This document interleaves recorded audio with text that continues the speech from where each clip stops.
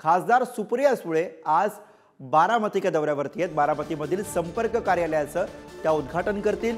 बारामतीमध्ये कार्यकर्त्यांकडून नागरी सत्कार सुप्रिया सुळे यांचा केला जाणार आहे। तर खासदार सुप्रिया सुळे आज बारामतीमध्ये येत आहेत। बारामतीमध्ये त्यांनी अजित पवार यांच्या पत्नी सुनेत्रा पवार यांचा पराभव केला आणि त्यानंतर आता बारामतीच्या खासदार झालेल्या सुप्रिया सुळे या बारामतीमध्ये येणार आहेत। कार्यकर्त्यांकडून सुप्रिया सुळे यांचा नागरी सत्कार केला जाणार आहे।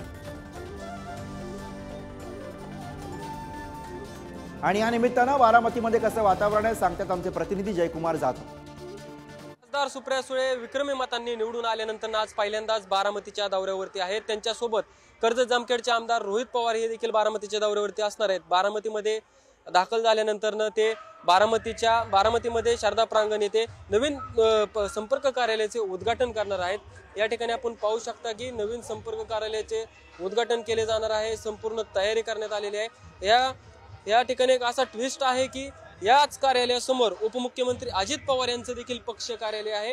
राष्ट्रवादी काँग्रेस पक्ष असे बारामतीतल्या मुख्य चौकाजवळ अजित पवारांचं पक्ष कार्यालय आहे आणि त्याच्याच समोर आता राष्ट्रवादी काँग्रेस शरदचंद्र पवार पक्षाचं नवीन संपर्क कार्यालय उभारण्यात येत आहे आणि या पक्ष संपर्क कार्यालयाचं उद्घाटन रोहित पवारांच्या हस्ते करण्यात येणार आहे।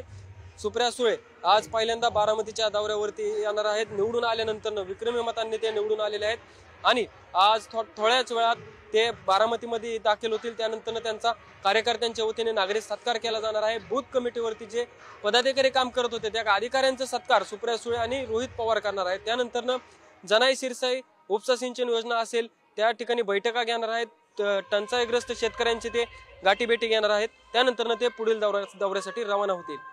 व्हिडिओ जर्नलिस्ट निखिल करंदेकर सह जयकुमार जाधव, बारामती।